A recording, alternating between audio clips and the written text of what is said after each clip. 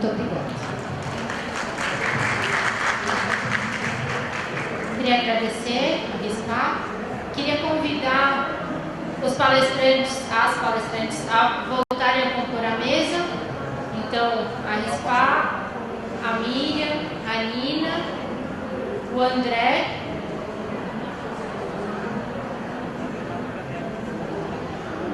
E enquanto eles estão se encaminhando para cá, gostaria de convidar o secretário adjunto da Secretaria do Verde e do Meio Ambiente, Ricardo Brandão, que está nos acompanhando agora, para dar uma palavrinha aqui.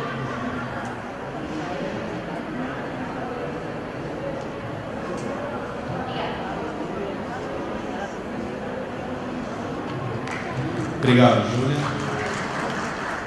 Boa tarde a todas, boa tarde a todos.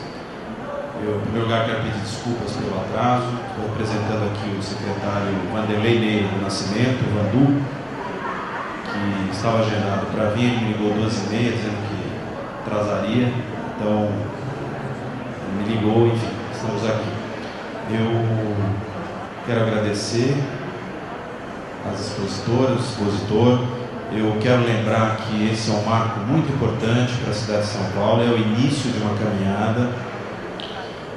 Da nossa parte, na Secretaria do Meio Ambiente, nós assumimos lá em março desse ano.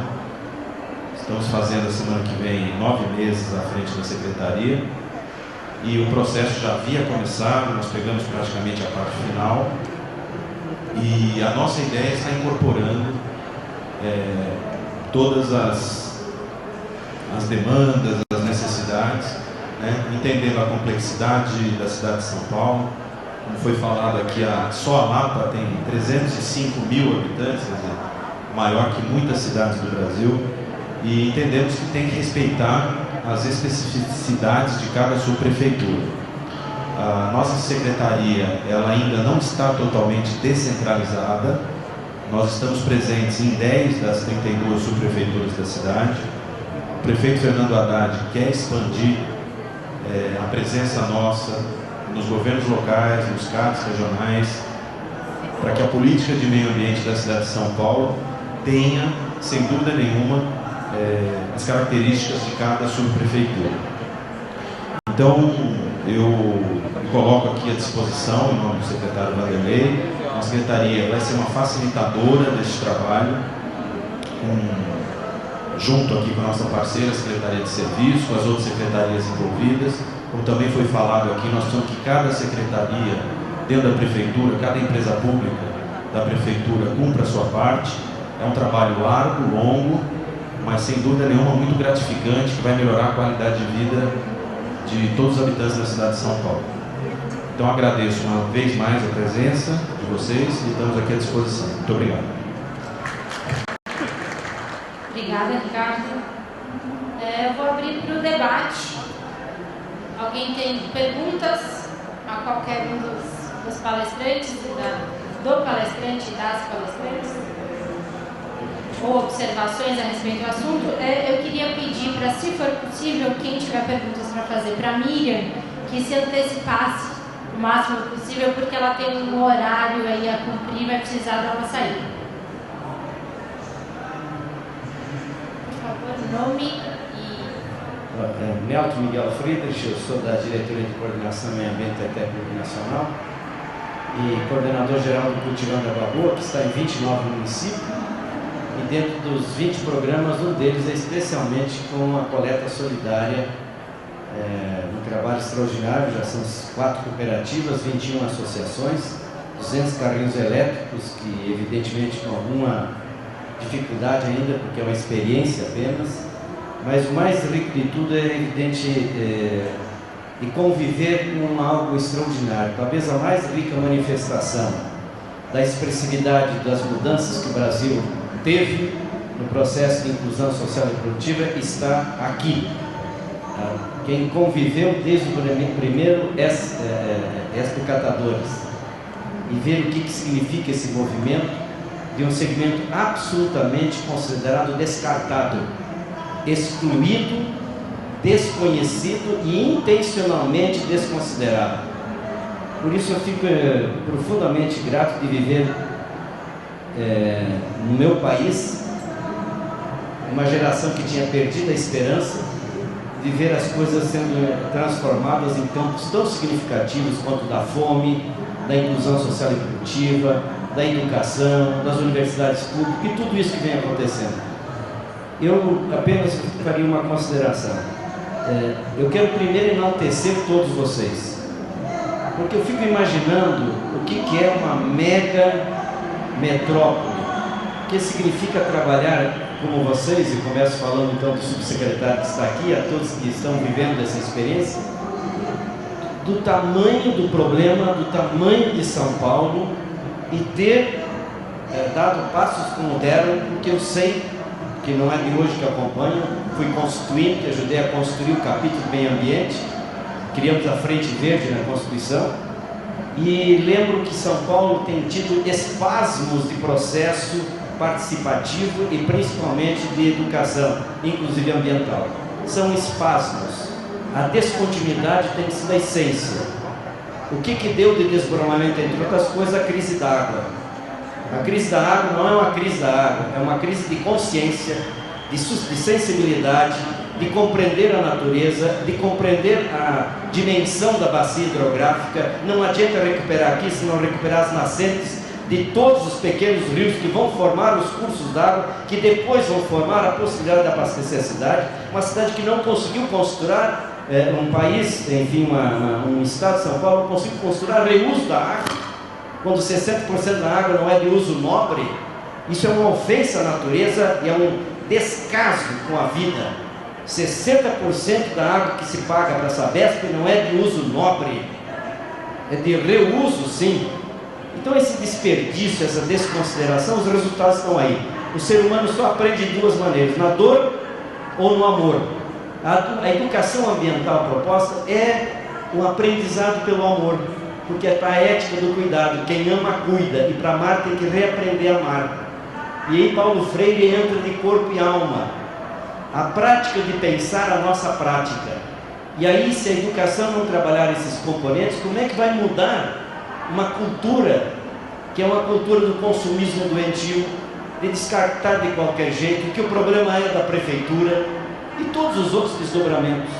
Agora, isso primeiro tem uma coisa rica que estou encontrando em vocês, que sempre me animou muito, que é a possibilidade de ter uma força-tarefa, porque isso não pode ser de uma secretaria, isso não pode ser de um secretário, e muito menos estabelecendo relações de ciúmes, ou de concorrências, ou de determinadas formalidades que mobilizam a ação. Isso é o conceito mais profundo de cidadania planetária que se executa. Essa possibilidade de construir a convivência. E aí a primeira demonstração é pública. Se os órgãos públicos não tiverem essa visão de interesses difusos e que, portanto, tem que trabalhar um processo absolutamente multifacético, inter e multidisciplinar, transversal, não vai dar certo. Vira uma ação que toda hora tem que ter campanha. A minha querida Curitiba foi considerada a capital do Brasil em ecologia, inclusive na área de separação de lixo, mas sempre teve que fazer campanhas. Está mudando recentemente, porque não mudou a cultura. E não muda a cultura quando o caminhão que recebe mistura tudo. Não muda a cultura também quando não consegue chegar no coração das pessoas. Aí eu termino, pois, que uma das coisas que mais recentemente nos inquietou muito e trabalhamos bastante, e quero dizer que colhemos alguns resultados e me permitam observar, porque é evidente não tenho conhecimento de todo o processo e principalmente de todos os conteúdos, mas me permitam talvez aprofundar um outro detalhe que eu queria deixar aqui, Miriam, quem sabe a apreciação do senhor já que vai ter que sair. Na educação formal, não formal e difusa, que há 11 anos estamos trabalhando, estamos com 19.100 hoje protagonistas de educação ambiental, funcionários da Itaipu que atuam na educação ambiental, são 5 pessoas, nos 29 municípios são 19.100 multiplicadores, e aí, de novo, minha referência é Ecoar, em todo o processo de formar formadores, pessoas que aprendem participando, e fazer uma referência de processo da educomunicação. A minha geração não é uma geração digital.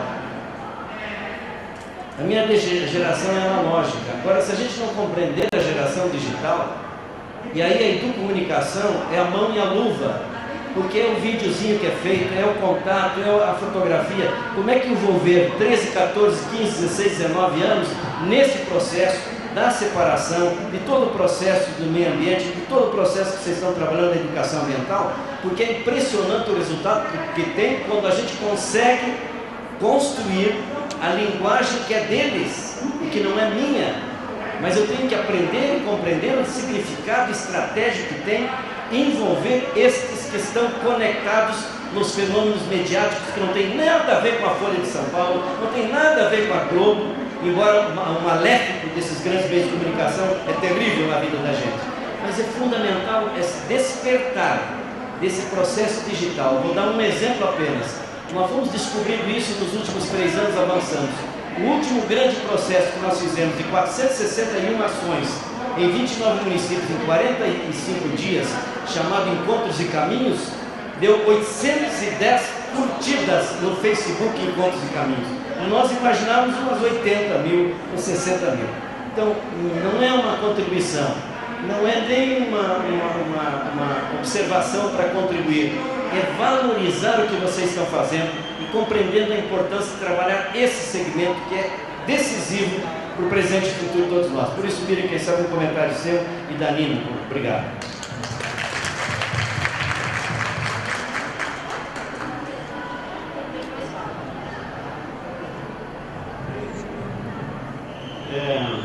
Eu sou do Brasil Laerte, presidente da Uni Brasil, Trabalho e Sustentabilidade de Cidades, e também presidente mundial da União Global do Trabalho e Sustentabilidade de Cidades, uma central que está sendo organizada em 95 países. Sabendo daqui que o estado de São Paulo aqui, representa, vamos dizer, uma Argentina, São 42 milhões de habitantes. Se São Paulo hoje fosse um país, estaria entre o G20, o 18º mais rico do planeta.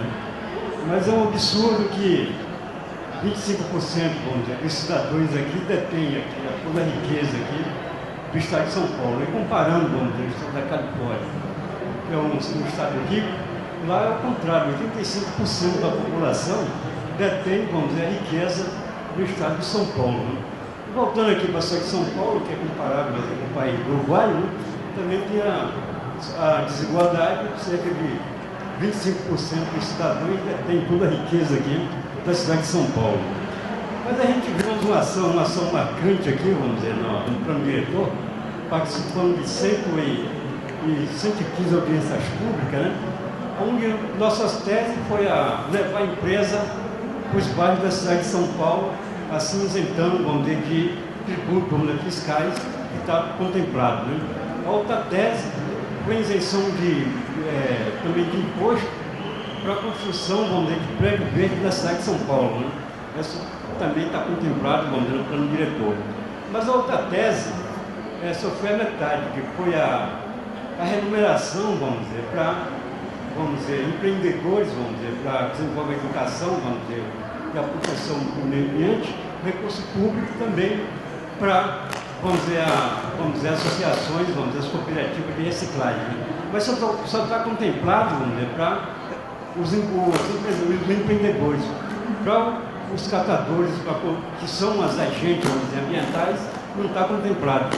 Queria saber qual é a visão aqui de vocês, se a prefeitura tem esse projeto aí para levar a remuneração também para os catadores e as cooperativas de reciclagem da cidade de São Paulo.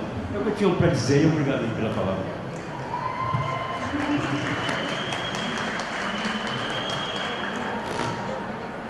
Bom, Emília Rutkowski, da Unicamp. Acho que a primeira coisa que todo mundo começa a falar sobre o plano de São Paulo tem que mostrar que a gente fica pelo menos surpreso com o que São Paulo conseguiu fazer em tão pouco tempo. Eu acho que uma das coisas mais incríveis é que é a primeira vez que a área de resíduos se preocupa de fato em fazer alguma coisa que não é só uma visão técnica de que eu sei como é que faz, mas primeiro fazer isso participando com a sociedade como um todo mas resgatando as instituições não governamentais que têm trabalhado na cidade há muito tempo com isso. Então, toda vez que eu vou a uma apresentação sobre o Plano Municipal de Resíduos Sólidos de São Paulo, eu resgato pessoas que eu venho vendo, né, aí há 25, 30 anos mexendo com essas questões. Então, acho que isso é que faz a diferença.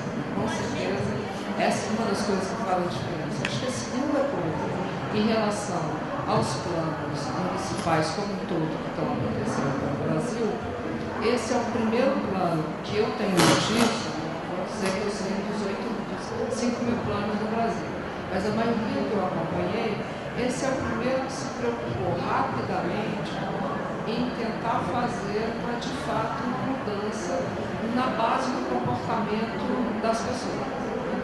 Então, acho que esse plano de educação ambiental faz toda a diferença. O que a gente tem visto é todo mundo cumprindo o artigo 19 dizendo plano de educação ambiental. E você pergunta, como é que ele vai acontecer?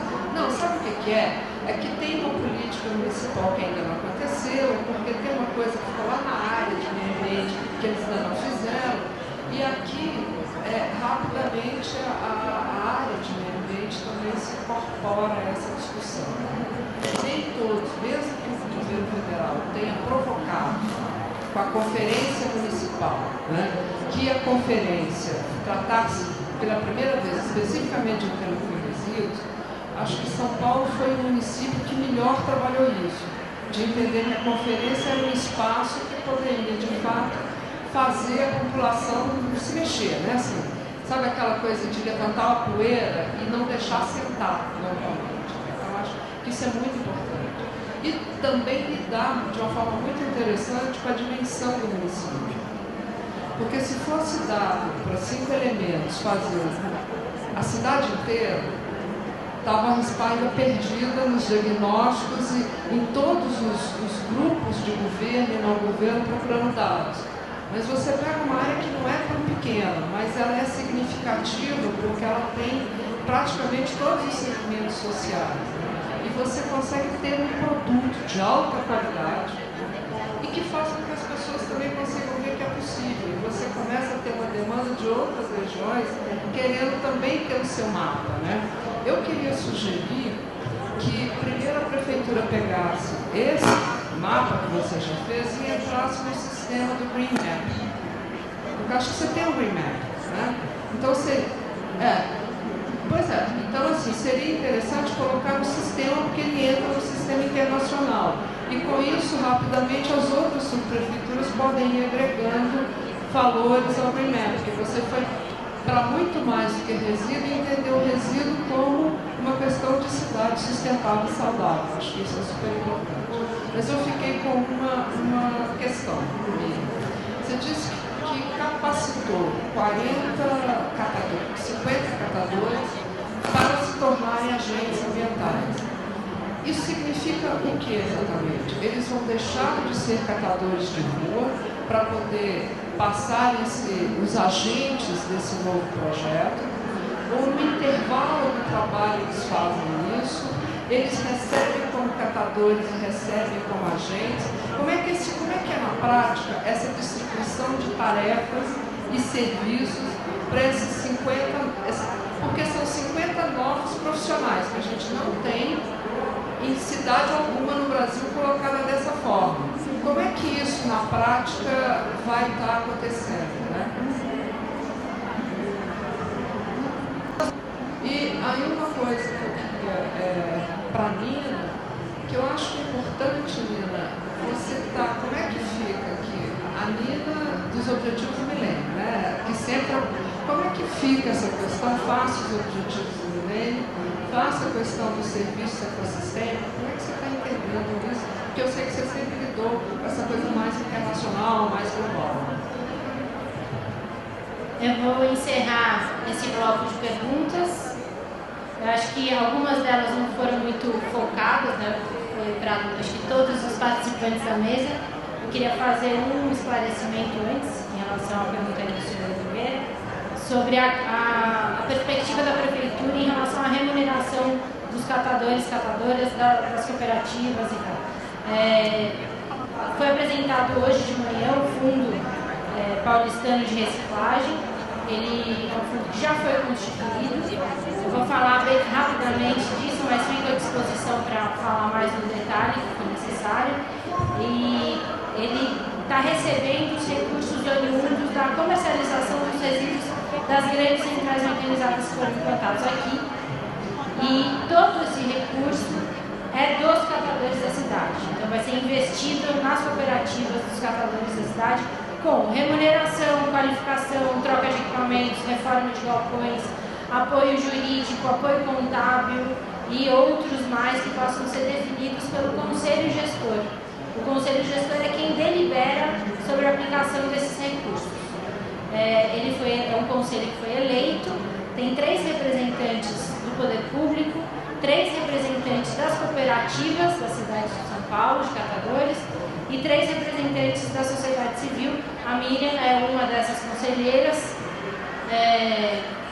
E é isso. Então esse sistema ele já está operando, a gente está trabalhando para que no início do ano que vem a gente já consiga começar a remunerar as cooperativas pelo serviço ambiental urbano prestado à cidade de São Paulo.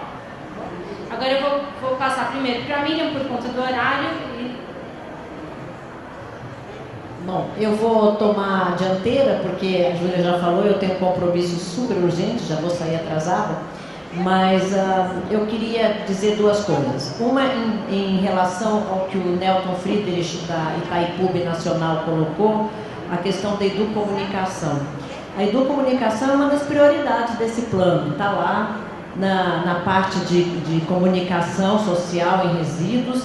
Está lá muito bem colocado o envolvimento dos jovens, o envolvimento de todos os setores, porque toda a nossa experiência mostra que, na verdade, isso que você falou é fundamental. Se nós não envolvermos os jovens, se nós não envolvermos essa força que tem nas periferias, na classe média, para fazer vídeos, para tirar fotos, para ser protagonistas do processo, fica muito difícil a gente levar alguma coisa para frente. Em relação à pergunta da Emília, é o seguinte, Emília, esse trabalho é um trabalho temporário. Esses catadores, eles foram chamados de grupos, de núcleos, de associações, não de cooperativas mesmo, porque as pessoas que estão nas cooperativas estão com muito trabalho, né? Então eles foram chamados das regiões, né, de núcleos e de associações, foram convocados. Vieram aqueles que estão precisando trabalhar, aqueles que no momento podem não trabalhar nas suas centrais, nos seus núcleos. O trabalho é remunerado sim, a capacitação também foi remunerada, porque a gente sabe que a gente não pode tirar o catador do seu trabalho sem oferecer uma remuneração, nem para capacitá-lo, porque a grande maioria vive do seu trabalho diário. Então ele não pode deixar de catar e de vender, perder entre aspas, um dia de trabalho. Então, sim, eles vão trabalhar, eles foram remunerados na capacitação e serão remunerados agora durante 26 dias, que é o que vai durar esse primeiro ciclo, que é o ciclo piloto. Depois a gente vai ver como é que isso vai, porque também depende muito de ter recursos no fundo, né?